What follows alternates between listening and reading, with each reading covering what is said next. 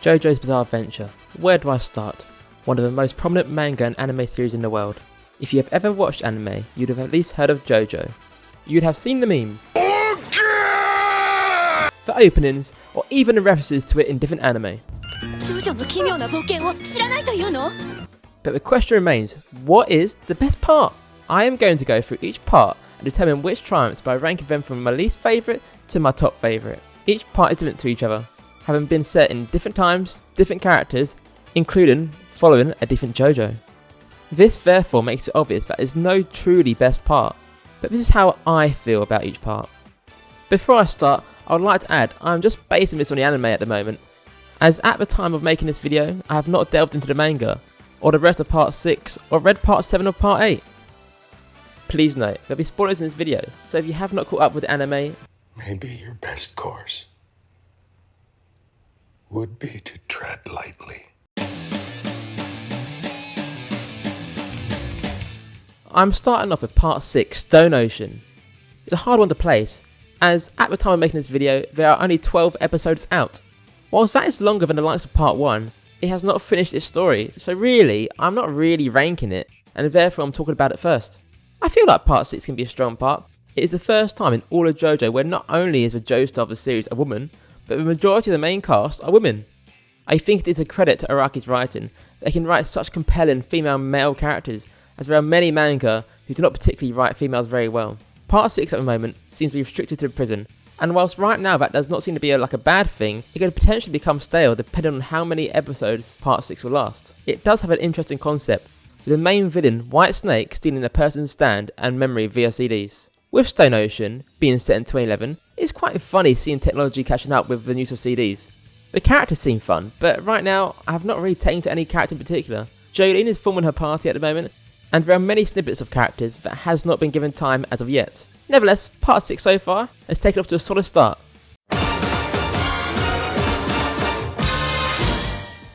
So to properly start things off, we have part 1, Phantom Blood, which takes place in the late 1880s and laid the foundations for Jojo and the future of Jojo. However, does that make it the best part? I don't think so. It gave us Jonathan, the first Joestar, which we see in action and against probably the most famous villain in the series, Dio. It gave us the first look into what Araki has envisioned, the muscular physique that Jojo is now famous for. It fell short as the story was in parts slow. As I said, it set the foundations. It allowed the future parts to grow and evolve from what the first part set out. I felt like the ending was the strongest portion of part 1, however the majority of it was slow. I think also character depth, especially in Jonathan Joestar, added to this. He seemed like someone who stood for good and always believed that people always had good in them. But that was really it. He never really changed from that, nor did he develop. I do not think a character has to always change throughout the series, but I just did not feel like Jonathan was that fun or relatable because of this. He seemed like a model person, and because of this, he came across a bit flat. I do think Araki was finding his feet with Jojo, and perhaps this part took itself the most serious. It definitely has a separate feel, not familiar to other parts. However, if you're new to Jojo, do not skip this or any parts. Each part can be standalone by themselves, but each part gives context and build up to the next. Part 1, whilst being important in starting Jojo, is not the best part.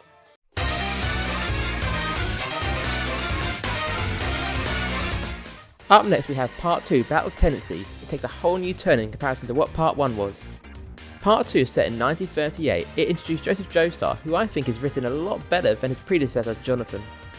He grows as a character and he's simply more fun. Apart from that, Part 2 gives us more of a cohesive story. The villains overall are pretty good, and can we just take a second to appreciate the Pillar Men's theme?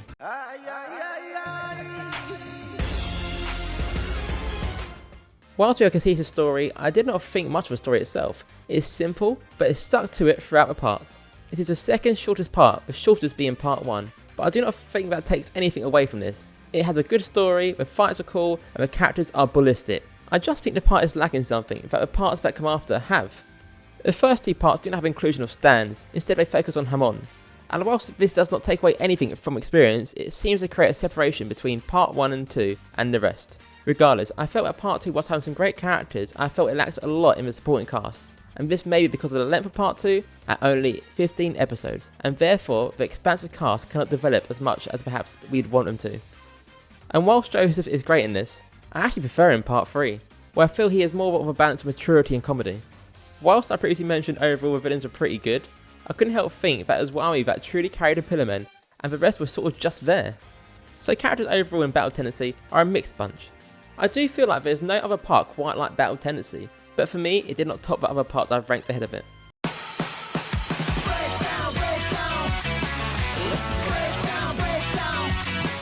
Now coming into my top 3, we have Part 4, Diamond is Unbreakable, set in a small town called Morio in 1999. This might come to a surprise that this is not further up the list. I really like all the parts I've watched, but where this part falls short in comparison to the ones ahead are down to a few things. I feel like Part 4 was very slow at the start, and that personally I believe people rate this a lot higher than me, as the last third of the part carried the rest of it. Obviously people have enjoyed Part 4 more than me, not just down to this. Part 4 puts a twist on Jojo series into a slice of life. It throws it into a school anime scenario, and by doing so tones down the stakes in comparison to previous parts. This is also due to the small fact that the whole of Part 4 takes place in a small town called Morio. What Part 4 does so well is expanded on what stands are. Not only does it give us somewhat of an origin of how stands are created, but before this we would only see stands as tools to fight, but it showed ways stands can be used in other ways such as preparing food or plastic surgery. The main villain of this part is a huge talking point, and for good reason. Kira matches the synergy of the town. His motives for what he does is that he just wants a peaceful life, rather than wanting to take over the world. Whilst this may seem harmless, he also wants to maintain living as an undetected serial killer, which I might add is also mixed with a fetish for hands of women. That seriously just freaks me out. I think the motivations act as refreshing compared to a lot of other shonen villains we see. The whole of his involvement in the part is great to see. We see there is a lot of mystery revolved around Kira, who he is, his stand powers, or even him going into hiding. What was so daunting was when he tried to hide by taking another man's appearance and life. The methodical approach he has to preserve his identity and a quiet life that he so wanted to obtain was something that no villain had done before, and he's a huge part on why Diamond is Unbreakable is so well adored. In terms of other characters, Diamond is Unbreakable has a lot of flaws in this. There are some returning characters, like Joseph and Jotaro, but both really do take a back seat in this part, and Jotaro acted more of an overseer than anything. Josuke is a fun character. He is what you expect a teenager to be in comparison to how Jotaro was around his age. His stand, Crazy Diamond, has a great design and power. As well as this, my favourite character in this part is Rohan, who is seen quite often and in fact has his own spin-off series. His character is explored a lot more than the majority of the cast. He oozes coolness, whilst having such a unique stand ability to boot. Where it does fall short is the majority of the other characters. I don't mind Koichi, but I could not help that he felt very generic in terms of character, that I've seen him across many other anime series, where he's just a small sidekick, who at times can pack a punch. As well as this, we have a lot more minor characters that just seem not to be expanded on. It is not just one either. I don't know if this was done on purpose by Araki to make characters seem more mysterious, but for me, because of this, I really did not take to a lot of them. Overall, Part 4 is fun, takes a whole new approach to Jojo in a slice of life format, and gives stands a new lease of life, but it lacks in other basic departments, which is why it is not high on my list. Coming in at second place, we have Part 3, Stardust Crusaders. This is the part which I think put JoJo's Bizarre Adventure on the map. It not only has given practically an infinite number of memes, it's generated the image of what people think about when the word JoJo is mentioned. When people think about JoJo, even if it's someone who hasn't even watched JoJo, it will most likely be buff characters fighting with their stands, and this is what Part 3 is. Part 3 introduced stands, which has been included in all future parts and really gave the series something completely unique. Part 3 also introduces debatably the best JoJo, that is Jotaro. As for the content in Part 3, there is a lot of the villain of the week style whilst they travel to get to Dio. This is not a bad formula, in fact this villain of the week formula has always been somewhat of each part, but is more obvious and in your face in Part 3. Personally, I felt once you get used to this, the series felt much more enjoyable, and it was due to the characters, with all 5 of the main cast being some of the best characters in JoJo. The villain of the week can get tiresome at times, which is why this part is not further up. However, it does deliver what I think some of the best episodes in JoJo. What did stand out prior to the Dio episodes was the episodes featuring Vanilla Ice. I felt that it did so many things right, such as the horror aspect of Vanilla Ice hunting down Polnareff and Iggy. But also, it turns into a battle of wit, twist and sacrifice. It created tension that I have not felt in any JoJo episode before. I think these 2 episodes show the extent of how well Araki can write. However, the reason why Part 3 is not first is how things aren't fleshed out as other parts.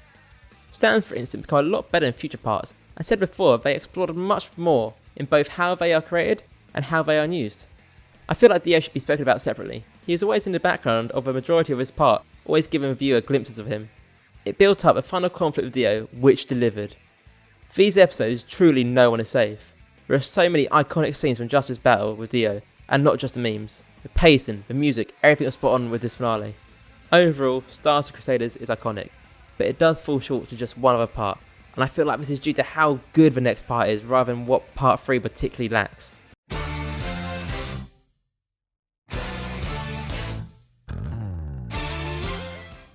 Part 5, Golden Wind, is my favourite part as of time of recording. It does so many things differently that separates it from previous parts. We still follow Jojo being Giorno Giovanna, which is a breath of fresh air as a Jojo. But what makes him great is that he's the son of both Dio and Jonathan. Try work that one out. What makes him so great is that his character is written to show that he has both traits from Dio and Jonathan.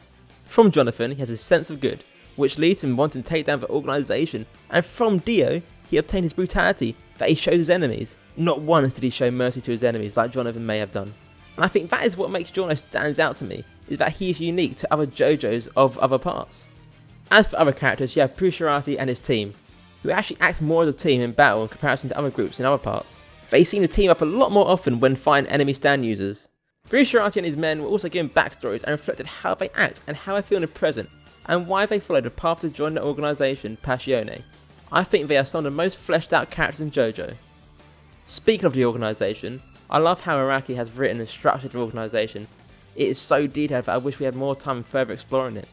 As well as this, it was great seeing sections of organisations such as the Hitman team as an alternative branch of the organisation compared to Brucerati's men. What is also interesting and different is that Giorno takes more of a backseat even though he's a Jojo, and Brucerati shares the main character role with him. This not only gives the part a new lease of life, but it makes it interesting watch as the focus is more on the group rather than one character in particular. This not only gives this part a new lease of life, but it makes it interesting watch as the focus is more on the group rather than one particular character. We have a main villain in Diavolo. Whilst I admit the character itself was not my favourite character, I think what the character did in terms of design was some of the best. It is quite obvious that Diavolo, who has tried to be hidden, is reflected to be the opposite of Brucerati and his team, and Araki clearly wanted to show that it's better to have people that you will lose than to have none at all. What was really interesting about Diavolo is that he has a split personality as it expands on his own secrecy, not only to the rest of the world but also to himself. Whilst I do find Diavolo's character a lot more interesting than others, he lacks something that likes of Dio have, but that does not take anything away from him. Further to this, the character design is a complete flip on the standard Jojo design. The majority of the cast are slender and elegant, representing Italy, where this takes place. Aside from this, I truly think Golden Wind has the best story in all the parts I've watched. I felt like it did not waste time delving into it. Whilst it maintained the villainy aspect that is throughout, this was news to progress the story. I felt so invested in both the characters and the story that I couldn't stop watching part 5. The episodes maintained a high quality throughout, the stands were unique, and the quality of a lot of stands and the ideas behind them are some of the best. I mean, when you have one of them called Notorious B.I.G. and Metallica, you know they're gonna rock. Get it because they're named after music artists and rock is a music term? But honestly, some of the fights in this part are up there with the best. Did I mention that Polnareff has come back? Golden Wind delivered again and again on every front, it did not miss, and that is why it's my favourite part. That wraps up my list. Let me know what your favourite Jojo part is and why, down below in the comments. After part 6 is finished airing, I think I'll start reading part 7 and then part 8, and may do a future video on the 2 once I've finished. Before I go, please do like and subscribe this video, it helps me out a lot. Thank you for watching, and if you haven't already, how about check out these videos from my channel. That is all from me, and I'll see you guys in the next video.